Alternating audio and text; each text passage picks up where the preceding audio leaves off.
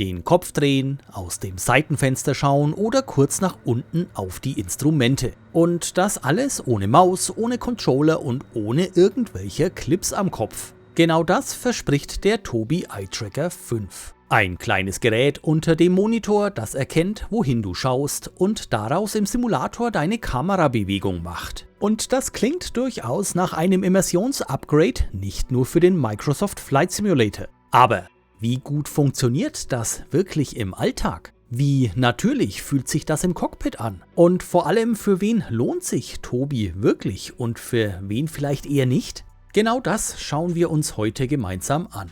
Ich zeige euch Einrichtung, Einstellungen im Simulator, einen Flugtest im Cockpit und natürlich auch mein Fazit nach einiger Zeit im Einsatz. Und damit hallo und herzlich willkommen hier auf meinem Kanal. Mein Name ist Andi, schön, dass du da bist. Schauen wir uns zuerst einmal an, was man eigentlich bekommt, wenn man den Tobii Eye Tracker 5 auspackt. Die Hardware selbst ist überraschend kompakt. Der Eye Tracker ist eine schmale, längliche Leiste von ca. 29 cm Länge, die direkt unter dem Monitor angebracht wird. In dieser Leiste sitzen mehrere Infrarotsensoren und Kameras, die später dein Gesicht und deine Augenbewegungen erfassen. Optisch wirkt das Ganze zunächst unscheinbar und sehr dezent, aber genau hier steckt die Technik, die später dafür sorgt, dass sich der Blick im Cockpit ganz natürlich bewegt. In der Verpackung befinden sich neben dem Eye Tracker selbst das mit dem Tobii fest verbundene Anschlusskabel samt Verlängerung mit USB 2.0 Verbindung zum PC. Die Kabellänge inklusive Verlängerung beträgt ca. 180 cm. Außerdem gibt es passende Halterungen für verschiedene Monitore. Tobii liefert magnetische Montageplatten mit, die du einmal unter deinem Monitor befestigst. Der Eye Tracker wird anschließend einfach magnetisch angeklickt. Die Halterung selbst wird geklebt und hält stabil, bei mir nun seit knapp 3 Jahren. Durch die Magnethalterung des Eye Trackers kannst du diesen jederzeit abnehmen, zum Beispiel wenn du deinen Monitor transportierst oder etwas umbaust. Ein wichtiger Punkt ist die Platzierung. Der Eye Tracker sollte möglichst mittig unter dem Monitor sitzen und nicht seitlich versetzt sein. Nur so kann das System dein Gesicht optimal erfassen. Ebenso wichtig ist der Abstand zum Bildschirm. Tobii empfiehlt einen Bereich von ungefähr 45 bis 95 cm zwischen deinem Kopf und dem Monitor. Und das passt in der Praxis bei den meisten Sim-Setups sehr gut, egal ob du direkt am Schreibtisch sitzt oder etwas weiter hinten in einem Sim-Rig. Auch die Monitorgröße spielt eine Rolle. Der Tobii Eye Tracker 5 funktioniert typischerweise mit Monitoren im Bereich von etwa 15 bis 27 Zoll bei klassischen 16:9 und 30 Zoll bei 21:9 Displays. Nachdem alles montiert ist, kann es an die Einrichtung gehen. Sobald der Eye Tracker per USB-Kabel mit dem PC verbunden wurde, wird er von Windows automatisch erkannt. Für die eigentliche Einrichtung benötigt ihr noch die passende Software von Tobii. Dafür ladet ihr euch die Anwendung Tobii Experience direkt von der Tobii-Website herunter. Den Link zur Tobii-Homepage findet ihr unter diesem Video in der Videobeschreibung. Hier erfolgt dann die Einrichtung, die Kalibrierung und später auch die Verwaltung der unterstützten Spiele. Nach der Installation startet ihr Tobii Experience und werdet Schritt für Schritt durch den einmaligen Einrichtungsprozess hindurchgeführt. Das Ganze ist sehr intuitiv aufgebaut und dauert in der Regel nur wenige Minuten. Ein zentraler Punkt dabei ist die Kalibrierung der Augenbewegungen. Hierbei erscheint auf dem Bildschirm eine Reihe von Punkten, denen ihr einfach mit den Augen folgt. Der Eye Tracker lernt dabei, wie eure Augenbewegungen aussehen und wie sie zum Monitor positioniert sind. Im Anschluss erkennt die Software automatisch, welche Spiele auf eurem System installiert sind, die Tobii unterstützen. Dazu gehört unter anderem der Microsoft Flight Simulator 2020, 2024 und viele weitere Simulatoren wie der ETS2 oder der ATS. Eine gesamte Übersicht findet ihr ebenfalls auf der Homepage von Tobii. Sobald die Einrichtung abgeschlossen ist, läuft der Eye Tracker im Hintergrund und wird automatisch aktiv, sobald ein unterstütztes Spiel gestartet wird. Wer keinen automatischen Start möchte, kann auch das entsprechend einstellen. Und wie verhält sich der Tobii Eye Tracker im Microsoft Flight Simulator 2024 selbst und welche Einstellungen sind sinnvoll? Und vor allem, wie fühlt sich das Ganze im Cockpit denn an? Genau dazu kommen wir jetzt. Das Schöne ist, der Simulator erkennt Tobi automatisch. Ihr müsst also keine zusätzlichen Plugins installieren oder komplizierte Umwege gehen. Sobald der Tracker aktiv ist und der Simulator gestartet wird, steht euch die Tobi-Unterstützung direkt im Simulator zur Verfügung. Um nun alles bestmöglich einzustellen und um Feinjustierungen vorzunehmen, empfehle ich euch die Platzierung eines Fluggerätes eurer Wahl auf einem beliebigen Airport. So könnt ihr an den Einstellungen Veränderungen vornehmen und direkt prüfen, wie sich diese auswirken. 2 Steuerungsbefehle werden nun wichtig. Einmal das Aktivieren bzw. Deaktivieren des Trackers, welches in den Steuerungsoptionen namentlich mit Kopfverfolgung umschalten benannt wurde und standardmäßig auf der Tastatur auf Alt+7 liegt. Außerdem wird das Zurücksetzen des Eye-Trackers relevant. Diese Funktion ist namentlich im Simulator unter Eye-Tracking zurücksetzen zu finden und wurde auf der Tastatur standardmäßig auf Alt+8 gelegt. Diese Standardbelegungen könnt ihr selbstverständlich ganz individuell umkonfigurieren. Und so liegen diese Funktionen bei mir beispielsweise auf meinem individuellen Profil für die Tastatur auf den Tasten Y und X.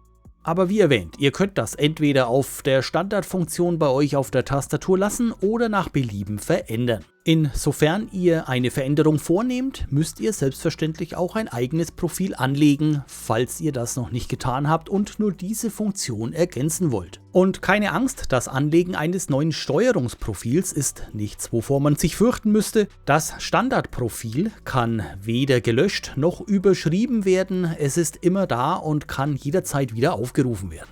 Nachdem wir mit diesen beiden Steuerungsbefehlen individuell umgegangen sind, geht es zu den Einstellungen im Tobi Eye Tracker selbst. Dazu wählen wir den Tobi hier in der Geräteleiste entsprechend aus und klicken daneben rechts auf dieses kleine Zahnrad. Und hier wird dann der Punkt Hardware-Einstellungen interessant, denn hier können wir nun alle Bewegungseinstellungen vornehmen. Oben beginnend sehen wir die Einstellungsmöglichkeit Eye vs Head Tracking Verhältnis. Hier können wir festlegen, ob wir einen Mix aus Eye und Head Tracking haben möchten oder vielleicht ausschließlich Eye Tracking bzw. Head Tracking nutzen möchten. Und hier gibt es freilich keine Vorgabe, das müsst ihr einstellen, wie es für euch am angenehmsten ist. Ich nutze hier zum Beispiel ausschließlich Head Tracking und lasse Eye Tracking deaktiviert. Bedeutet, ich kann in der Simulation hinblicken, wo ich möchte, mit den Augen. Sobald ich jedoch meinen Kopf drehe oder in irgendeine Richtung bewege, folgt dem die Kamera. Das entsprechende Ergebnis schauen wir uns natürlich auch gleich noch an. Wenn man, wie in meinem Fall, Eye Tracking nicht nutzt, dann ist auch das Eye Tracking Ansprechverhalten sinnfrei und somit der zweite Punkt, der hier aufgeführt wird, bei mir auf 0 gesetzt. Der dritte Punkt dafür aber umso relevanter. Die Head-Tracking-Empfindlichkeit regelt dann, wie empfindlich die Kamera auf meine Kopfbewegung reagiert. Die zentrale Stabilisierung definiert den Punkt, ab dem, in meinem Fall, das Head-Tracking einsetzt. Das ist in etwa mit einer Todzone am Analogstick gleichzusetzen. Wer hier einen kleinen Wert einbaut, hat nicht sofort bei jeder kleinsten Kopfbewegung eine Reaktion auf der Kamera. Die Head-Tracking-Empfindlichkeit Rollen beschreibt die Empfindlichkeit, wenn wir den Kopf zur Seite neigen, und die Head-Tracking-Empfindlichkeit Position eben genau das, also wenn wir den Kopf beispielsweise nach vorne oder hinten bewegen, also die Position ändern. Head-Tracking automatisch zentrieren habe ich bei mir auf 0 gesetzt, das kann aber auch jeder nach Belieben ausprobieren und sollte individuell eingestellt werden. Und hier vielleicht nochmal der Hinweis, diese Werte, die ihr hier seht, sind meine individuellen Einstellungen. Also das, womit ich persönlich sehr gut zurechtkomme. Man kann sich daran selbstverständlich orientieren, sollte sich aber nicht dem Spielraum berauben, damit herum zu experimentieren. Nach der Einstellung gehen wir hier zurück, speichern dadurch automatisch ab und befinden uns jetzt hier wieder im Cockpit. Und sobald wir den Eye Tracker jetzt hier über den Kurzbefehl auf unserer Tastatur aktivieren, schlagen die Bewegungen des Tobi Eye Tracker 5 unseren Voreinstellungen entsprechend an. Das Ganze funktioniert erstaunlich gut und in all meinen Tests bisher komplett fehlerfrei. Und so kommen wir zu einem kleinen Fazit und das fällt beim Tobi Eye Tracker 5 tatsächlich ziemlich klar aus. Der größte Vorteil dieses Systems ist die Natürlichkeit der Kamerabewegung. Man sitzt im Cockpit, schaut nach links, nach rechts oder nach unten auf die Instrumente und der Simulator folgt diesen Bewegungen ganz intuitiv, ohne Input-Lag und exakt. Gerade im Microsoft Flight Simulator 2024 kann das die Immersion deutlich erhöhen. Das Cockpit wirkt lebendiger, Blickwechsel passieren viel spontaner und man fühlt sich insgesamt einfach mehr im Flugzeug.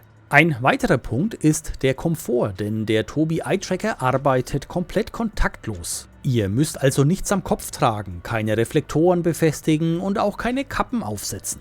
Einmal eingerichtet, läuft das System im Hintergrund und funktioniert einfach. Allerdings muss man auch sagen, der Tobii ersetzt nicht in jeder Situation die klassische Kamerasteuerung. Gerade wenn es um sehr präzise Blickwinkel oder längere Einstellungen im Cockpit geht, bleibt die Maus unverzichtbar.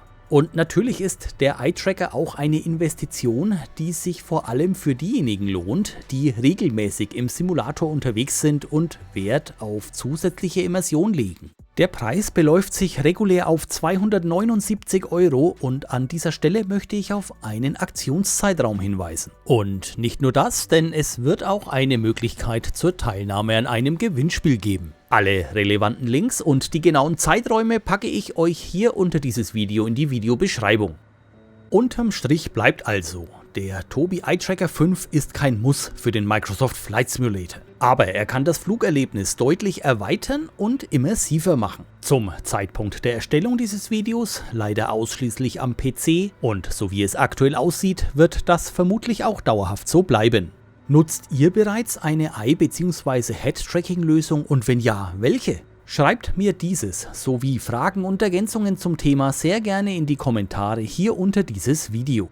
Wenn euch dieses gefallen hat, dann lasst zur Unterstützung dieses Kanals bitte einen Daumen nach oben da. Abonniert und aktiviert die Glocke, damit ihr zukünftige Videos auf Andiana TV nicht mehr verpasst. Ich bedanke mich ganz herzlich fürs Zuschauen, wünsche eine gute Zeit und bin raus. Bis Küsten, die Welt wird gezeigt, der Sim macht's erlebbar, wohin man auch steigt. Startbahn im Nebel oder Sunset im Blick, jeder Anflug ein Feeling, ein perfekter Klick. Ob Wolken im Sturm oder Nacht voller Licht, der Simulator zeigt dir jedes Gesicht. Von Check-in bis Gate, jeder Ablauf präzise, ein Flug wie im